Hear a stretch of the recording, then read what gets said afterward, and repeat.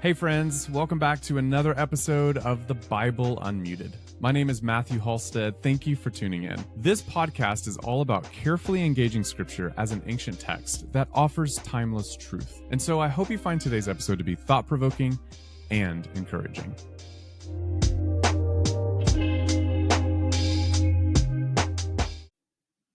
So on the show today, we are looking at Revelation chapter 20, verses 7 through 15.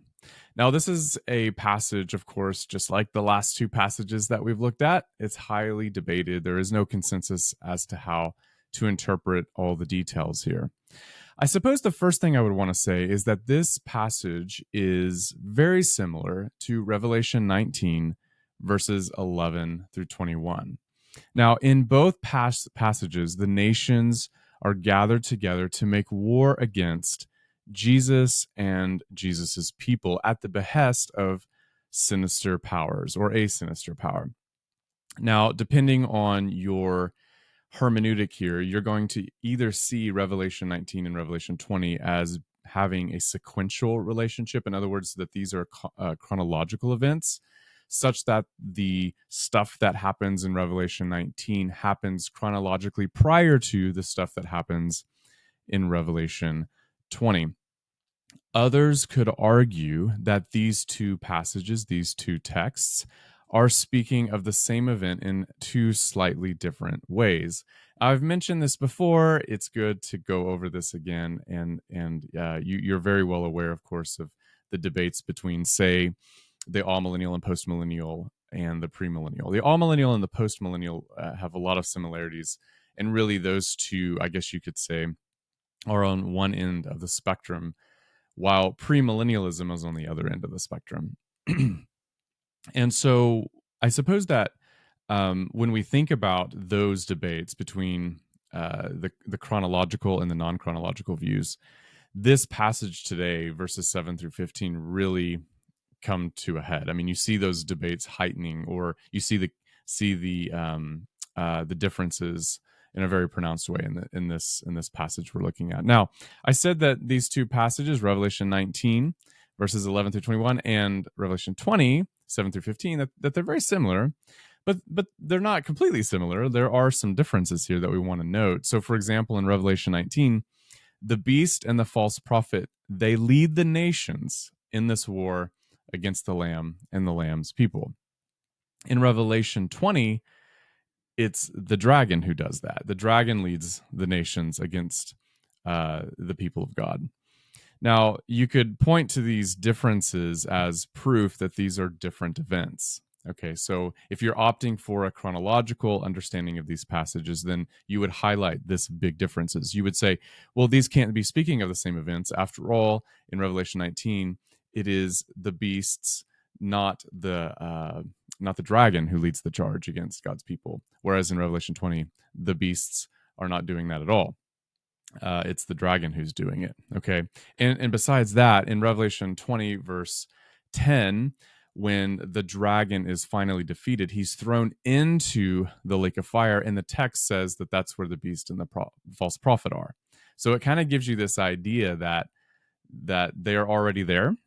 And that's exactly what Revelation 19 says, that when they were conquered, they're tossed into the lake of fire. For those who are looking on the screen, who are watching this podcast via video, you'll see that in verse 20 here. This is the Lexham English Bible, and it says the two were thrown alive in the lake of fire that burns with sulfur. So that's speaking about the two beasts, or the beast and the false prophet, as it's called here. Okay, so so where does that leave us? What do we do with this? Well, we could say again that this is a chronological sequence, that this is a sequential sort of relationship between the two chapters, or we could say that it's recapitulation, as I mentioned a moment ago. Well, how would recapitulation work here? I mean, the difference seems pronounced, right? The two beasts are fighting in Revelation 19; they're defeated, whereas the dragon is defeated in Revelation 20. The dragon leads the charge in Revelation 20. So this doesn't sound like two different events. I mean, this does sound like two different events. Well, if you opted for the recapitulation view, what you could do is you could say, no, they are the same events, but what's going on here is that the two stories are focusing on different things. Namely, the demise of different enemies. Okay, so whereas in Revelation 19 the focus is on the demise of the beasts, Revelation 20 is going to dial into the demise of the dragon. So it's the same event. The difference being just the focal points are different, right?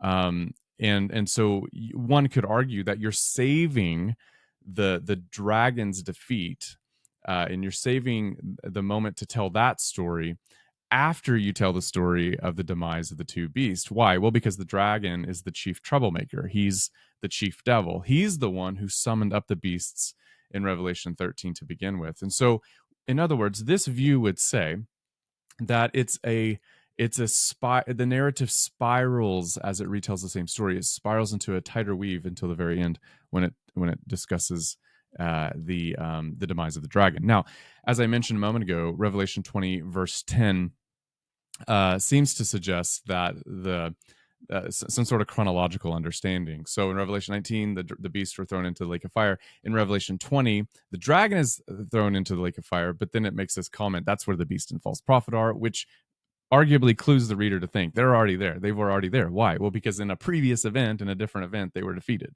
That's the chronological view. Well, what do you say about this?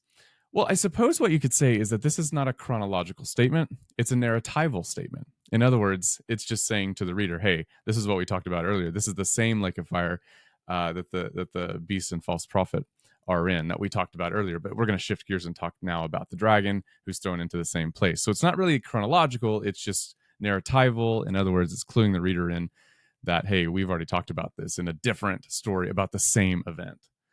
So what do you do with that? Well, it's a debate, right? This is what makes Bible study so much fun. There's so many different views.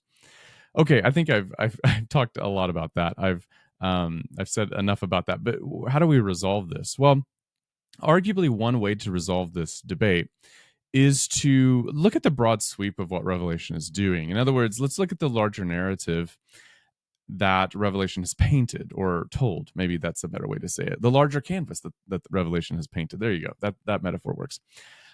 So what I mean by that is, suppose the recapitulation view is correct and the narrative is spiraling from broad strokes to very narrow strokes, such that it's going to narrow in its focus as it proceeds. So what would we expect in the narrative of Revelation if that were true? Well, we would expect very broad brush statements, and then those statements would get very narrower and narrower and narrower. Arguably, you do see that. I think a case could be made. Whether or not it's a slam dunk is, well, that's up for debate itself. But at least we're debating narratives and not texts, right? Well, and I think that's where the debate needs to be made, is in terms of the larger narrative. So let me just cut to the chase. When you go back in Revelation to Revelation chapter 6, which arguably is the beginning of the trials and the tribulation narrative, it's in Revelation 6 at the sixth seal. So this would be verses 12 through 17. At the sixth seal, you see how devils are defeated. And it doesn't actually quite say it like that, but it talks about stars falling from heaven. Okay, and I think that's not in let's see, where is it? Revelation 6:12 through 13:14 or so. It talks about how the sky is rolling back at the presence of God. And so it's a very cosmological sort of scene, but I think there are spiritual undertones here that we need to pick up on, namely the defeat of the dragons, the defeat of the devils. And that's a good point. The dragon is not mentioned there because we're going to save him for a later narrative. But what's mentioned here is just the rebellious angels in terms of the stars. That's the language there. Okay, so it's a broad brush stroke. It's just talking about the demise of rebellious beings in general, and then it's going to narrow down further later on. So the devils are defeated in that passage. This is clearly an end times passage. This is a final events passage. And what you also see in Revelation 6 is how the nations, how they are judged, right? They're terrified of the wrath that is coming upon them, the wrath of the Lamb. Okay, so let's just stop for a moment here and see the big picture. You have the judgment of the devils at the end of time in Revelation 6.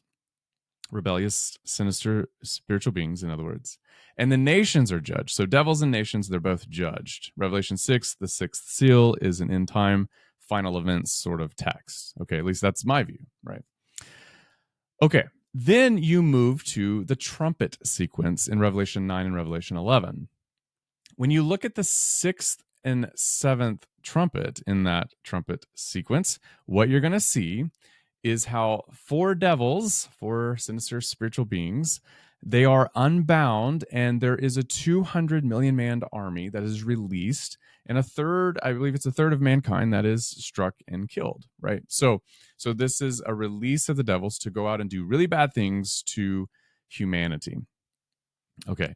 And then what you see is how in Revelation 11 with the seventh trumpet, you see how the nations, they are raging, but they receive final judgment. So the sixth and seventh trumpet is another final event scene.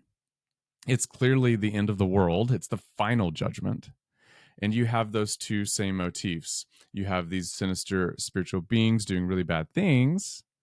Only here they're not really judged. That's a difference. They're not really judged, but in the seventh trumpet, in the sixth trumpet, they are released to do really bad things. In the seventh trumpet, everything is judged, including the nations, right? So it's just arguably another perspective on how there is this big war at the end, led arguably by these very sinister beings. And in the end, God wins. The final judgment comes. The nations are raging, right? Presumably, the nations are raging there because they're inspired by the devils, right? Now, the devils are also killing them, but the assumption there is the nations are also inspired by them to work against God, but God wins. All right, so what do we do there? We have those two same motifs. You have the devils doing really bad things to humans, and then you have humans rebelling against God, and everybody receiving final judgment. Now, I want to say something here because this text is very specific. It talks about how these devilish figures are harming people. Okay, they're harming people, and the people are raging against God, and God gives them judgment. What do we do with that? Well, I think what we need to see here is how I think we need to collapse these two things together. In other words, the devils harm people by leading them to rebel against God. So it's not either or, it's both and. The text is speaking, yes, about these devils harming people, but I think the idea here is that they're harming people in such a way that they're leading them and inspiring them to rebel against God, in which case they get judged for that. All right. Everybody gets judged for that. So anyway, another broad sweep, a broad paintbrush, if you will, of the nations raging and the devils inspiring them to rage and the devils doing really bad things to humans. Then we proceed to the third cycle of judgments. You have the sixth and the seventh bowl. Okay, this is in Revelation 16, starting at verse 12. What you see there is really interesting. You see the dragon and the beasts. They send demons or devilish creatures. I know that word demons is loaded freight, right? And it's a technical term, but I'm using it often as a catch-all term, right? I'm just meaning sinister spiritual devils. Anyway, the dragon and the beast, they are sending these sinister spiritual beings to gather the nations for war in a war called Armageddon, and they're doing that, but then divine judgment issues forth and they're defeated. Okay, so what do you see here? Well, you see sinister spiritual beings summoning and sending forth other spiritual beings to gather the nations for war, at which point they're all defeated. So all of a sudden the narrative has sort of shrunk a little bit. It went from a broad brush stroke to a little bit smaller. Now we're talking about specific entities, namely the dragon and the two beasts. Now, in the previous cycle, the trumpets, you did see there in that text, I guess if I should have read it, but there we would have seen how four devils are unbounded. So it's a little bit smaller focus, I suppose you could say. But nonetheless, the gist of it is that you have here in the sixth and seventh bowl a dragon and the beast named, and they are participating in this final end time scene at Armageddon, and they're leading the nations into war. Okay, then you come to Revelation 19, starting at verse 11. The beasts, it's just the beast, it's not the dragon at this point, but just the beast summon the nations for war and lead the nations into war, all the rebellious nations, and they are defeated by the Lamb. Okay, so it's now the narrative has spiraled into a very narrow sort of scope, because now you have the beasts doing this. You still have the nations that they're leading, but it's Jesus who defeats them. Jesus defeats them. It's a very dramatic scene. The arrival of the Messiah, the arrival of the Son of David. He shows up and he defeats them. So we get very specific details about some of this stuff, and I think it's interesting, right? And then you get to Revelation 20, where the dragon leads the nations to go into battle against to deceive the nations to wage a final war. But alas, the devil, the dragon, is destroyed. So it's really interesting. If you look at this larger narrative, what you see, arguably, there's a debate about this, obviously, but what you see here is a narrative that is focused on different things at different times, but the focus comes into a definitive point in Revelation 19 and Revelation 20 with the demise of the beasts and the demise of the dragon.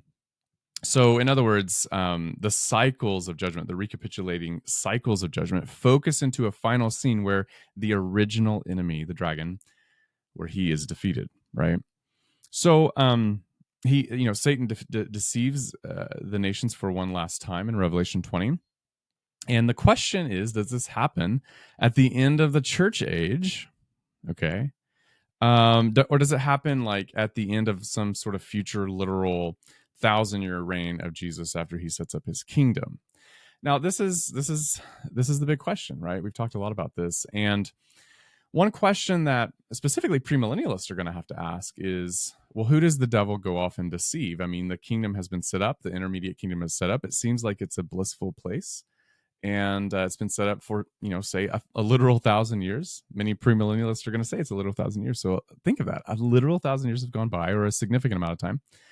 And is there who's there to deceive? To be deceived? Well, that's an interesting question. That's not a question that defeats premillennialism. I think premillennialists can answer that question typically by saying, well, these are the descendants of the righteous over that 1,000 years. Over that 1,000 years, sin, you might say, has definitely crept into the righteous fold, and the generations that came from the initial millennial generation, they've chosen to rebel against Jesus, and they are deceived. They're the ones who are deceived by the devil. Personally, I find that to be quite a stretch, right? To be honest, though, there are things about the recapitulation view that, some might be a stretch as well. So, you just sort of have to pick your hermeneutic here.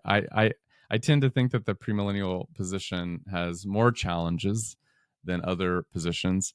But that's just me. I'm just, tossing this out there. This is something that I encourage you to go back and read through Revelation, through the larger narrative, and just sort of pick out these different judgment cycles and determine, are these chronological or are they recapitulatory, right? And how does Revelation 19 and Revelation 20 fit? Now, that's the question I want to pose to you. Now, I want to say something real quick.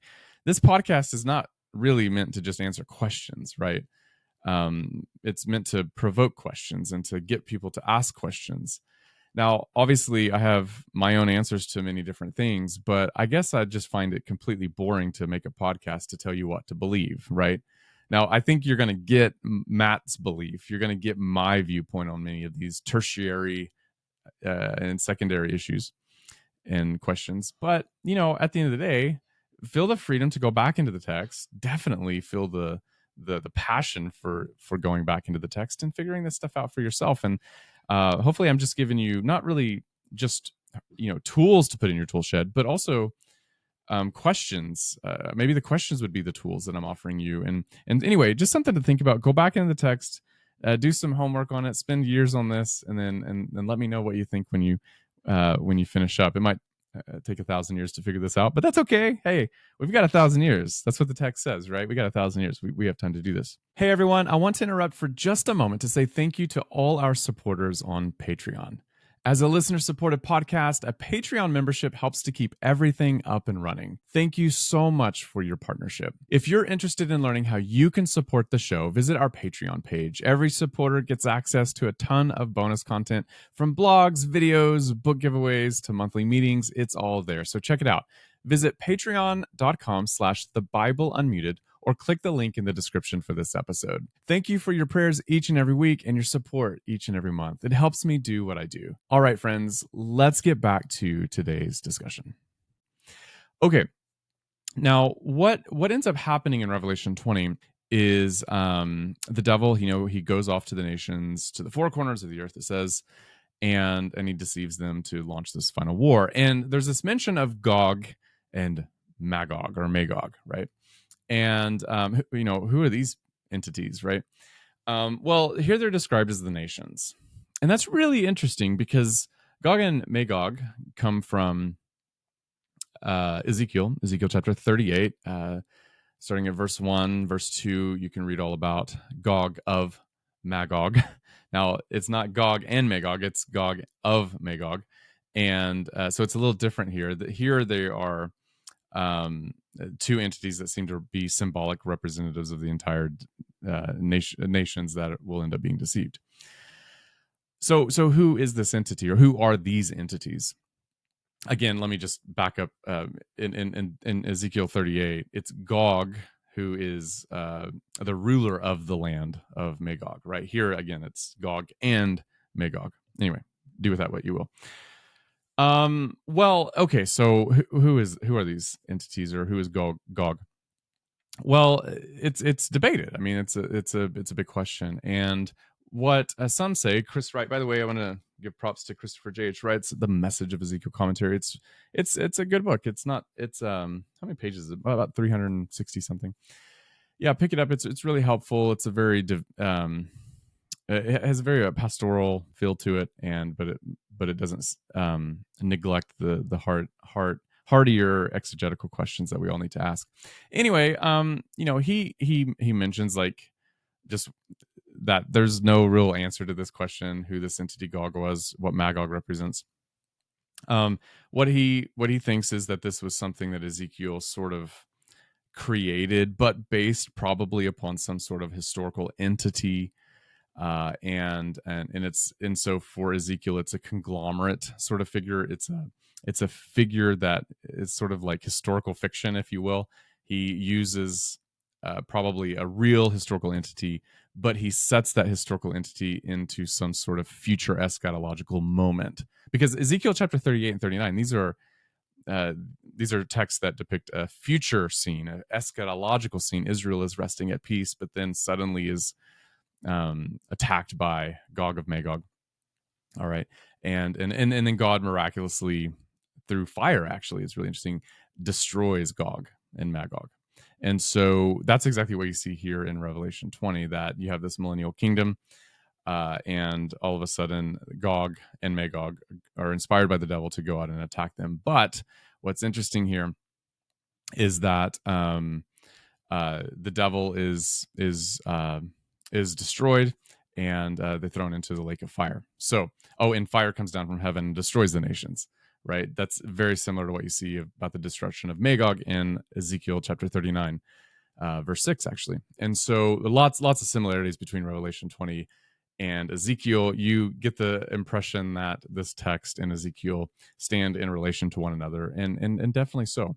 And so what the point I guess I want to make is that this Gog of Magog entity in Ezekiel is repurposed, if you will, reused in the Revelation narrative as a symbol of potent, sinister, as a potent, sinister entity that is out to destroy God's people.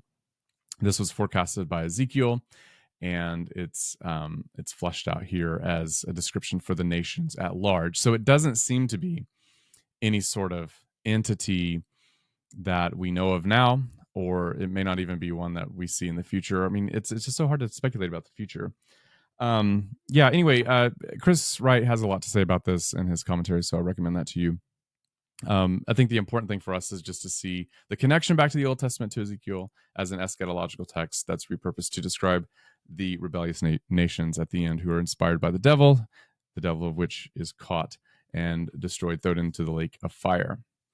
Okay, then this brings us really to verse 11, Revelation 20, verse 11. It talks about how heaven and earth flee from the presence of God. This is reminiscent of Revelation 6, 13 through 14, where the skies are rolled back at the end. And so I just want to make that connection here. Revelation, again, does seem to be recapitulating things in Revelation 20. Okay, I think this is proof positive. And actually, let me just show you. If you're watching on the screen, it says Revelation 20:11. It says, "And I saw a great white throne, and the one who was seated on it, from whose presence earth and heaven fled, and a place was not found for them." Okay, this is definitely an end time scene, and it's the beginning of the renewal of all things. So when I go to Revelation chapter 6,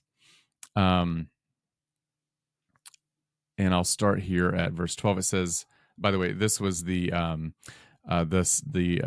sixth seal in Revelation 6. But notice what it says. It says, "Then I watched when he opened the sixth seal, and a great earthquake took place, and the sun became black like sackcloth made of hair, and the whole moon became like blood. And the stars of heaven fell to the earth like a fig tree throws down its unripe figs when shaken by a great wind. And the sky was split apart like a scroll that is rolled up, and every mountain and island were moved from their place." So it's that text right there. The sky was split apart like a scroll that is rolled up, and every mountain and island were moved from their place.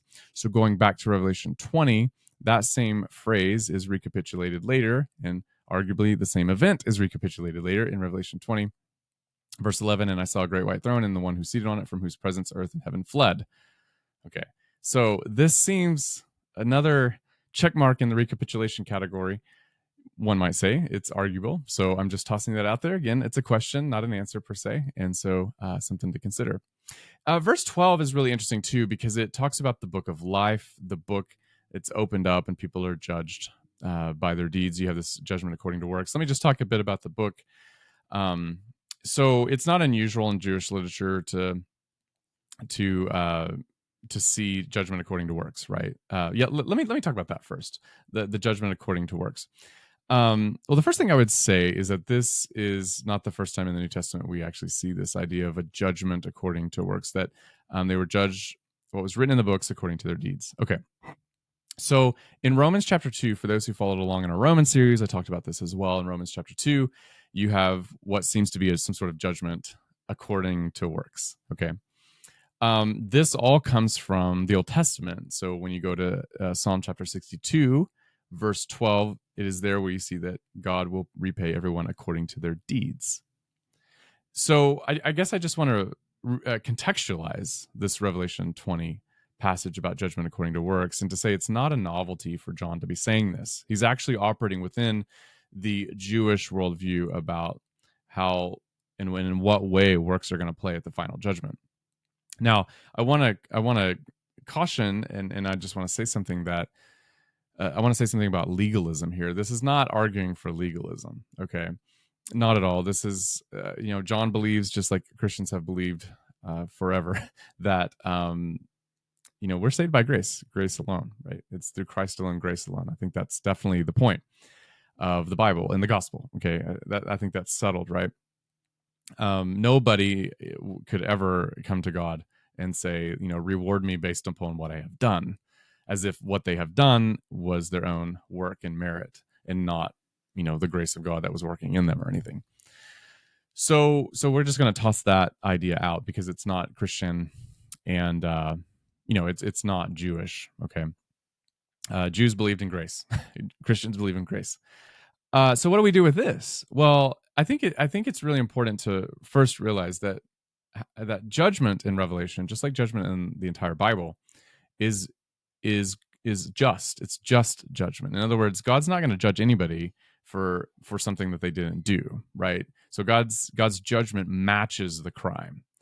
So that's what it means by judgment according to deeds. It's mainly saying God's not mean. God's not judging you for no reason. He's judging you because you did these deeds. And so the larger point that I want to make here is that this is showing the justice of God, that he's not vindictive. He is not at all vindictive. He's not vengeful in that sense. He's not out for blood. He just merely gives people the fruit of their actions, right? His judgment matches their actions. Okay, that's pretty simple. I think that's the point. The other thing that I want to mention is something we've talked a lot about here on the podcast, namely the idea how judgment, the divine judgment, is intrinsic. In other words, this is the idea that sin brings about its own judgment. When sin is fully conceived, when it's conceived and gives full growth to itself, it results in death. And so, in other words, you're never going to have an act of judgment that is not somehow intimately connected to the deed that was done. Okay. And so, another way to put this is to say, look, God is just giving people what their own merits have produced. Okay. God is giving people the fruit of the seeds that they planted. So if you're gonna plant this seed, then it's gonna give this fruit, and God's gonna let you eat it. Okay. God's not gonna interfere with you eating that. Okay. So I think that is broadly speaking, is a good way to understand judgment. We've talked about that a lot. I don't want to spend a lot more time on that, but I just want to address that here. It's judgment according to deeds. It's not legalism. As I've said before on the podcast, I want to toss this out here too, just so that it's a statement that's made in this podcast about this verse. I've talked a lot about how an analogous situation would be marriage, right? Every healthy marriage is going to be based on grace. You don't marry a person because of, what they offer you or anything like that. No, true love is for free, right? True love is love that's based on grace and free grace, in that sense. I would never describe my marriage as, based on legalism. My marriage is not legalistic. It's not like that. It's not based on those, any sort of legalistic mindset. It's based on grace. And yet every marriage comes with conditions, right? And it's not wrong for a spouse to tell their spouse that there are conditions for this marriage. Like, there are certain things you're not allowed to do. Well, the other spouse can't retort and say, well, are you saying that our marriage should be based on legalism, that our marriage should be based on what I do? Well, no. It's all based on grace, but grace is not mutually exclusive to conditions, right? Every spouse has the right to expect their spouse to, to stay within certain conditions. You're not allowed to cheat on one another. You're not allowed to do those sorts of things. And so, so maybe that's a helpful way to think of our relationship with God, is that it's based totally on grace, but there are conditions that we're expected to keep and we're expected to abide by, right? And so I think we just need to really be careful with how we throw out the charge of legalism. I don't like that word at all, actually. I think it's appropriate in some instances, because I do think some Christians can be legalistic and they have no concept of the free grace of God. They have no concept of the mercy of God. And it's just a terrible way to live life. Could you imagine being in a relationship with God who you didn't think was gracious to, who didn't love you even despite your mess ups and stuff? That's just a terrible way to live. And so, and praise God that he is gracious, right? But at the same time, I'm not allowed to call myself a Christian and go live like the world. And I can't call myself a Christian if I'm going to go off and worship other deities. We have to keep all this stuff in mind. Lots more to say about that, but I did want to mention that here with respect to this judgment according to deeds. It just means that God's going to give people the fruit of the seed that they planted. I think that's the best way to put it. Okay, then we end with verses 13 through 15. I love this passage because it's just it gets to the heart of the gospel and what the gospel is all about, namely how death is defeated. It is here where we see death and Hades thrown into the lake of fire. And this is a powerful scene because you'll remember that death and Hades was introduced in Revelation chapter 6 at the fourth seal. Revelation 6, verse 7 8. Death and Hades is there on the earth, and they are going about destroying and being destructive. Now, of course, death has been with humans for quite a while, and death is the ultimate enemy. And here we see the ultimate enemy defeated. Death and Hades, the ones who were destroying people at the fourth seal. Okay, again, that's not like a chronological statement. That's a narratival statement. Even right now, death and Hades is doing their thing. But we are promised resurrection at the end, and this is the point, the beautiful symbolic image that we're getting here of death's own death. So, just stop for a moment. In Revelation 11, there's a promise that God will destroy the destroyers of the earth, And the ultimate destroyer of the earth is the destroyer, death. And here, death and Hades, the realm of death, they're all thrown into the lake of fire. Now, Hades probably represents, definitely, we have to see the undertone here of representing the realm of death, the dominion of death. Hades, of course, is a Greek god over the realm of the dead, but it's also the realm of the dead. So the point here is that the dominion of death is totally defeated, thrown into the lake of fire. And the fire here is a highly powerful symbol of total destruction. There's not one part that's left untouched by the flames of justice. And so the hope that we get here, and the hope that the early Christians and the early readers of Revelation got, was that, look, one day death will die. And the whole point of all of this is that death dies through Jesus.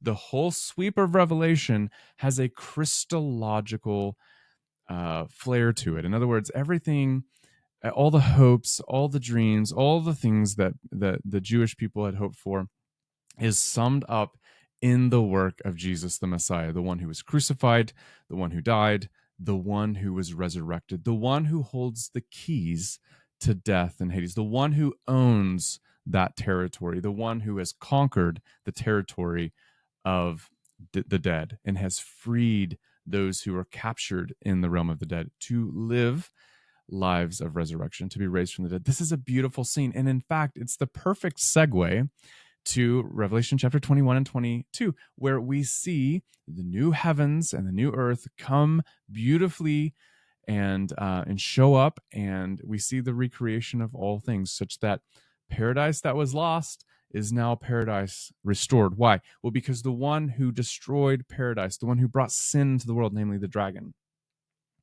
and then from there all of his minions, he has been defeated finally. Death and Hades is gone.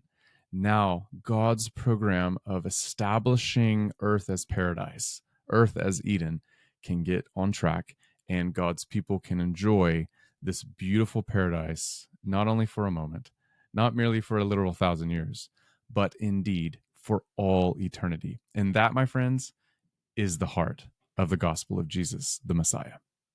Well, friends, that's the end of today's episode. Thank you so much for listening. If you like this podcast, consider rating it on your podcast platform, and don't forget to subscribe and share with your friends as well. You can also support the podcast by becoming a Patreon member. Go to patreon.com/thebibleunmuted or click the link in the description for this episode. Thanks again for listening. Until next time, friends.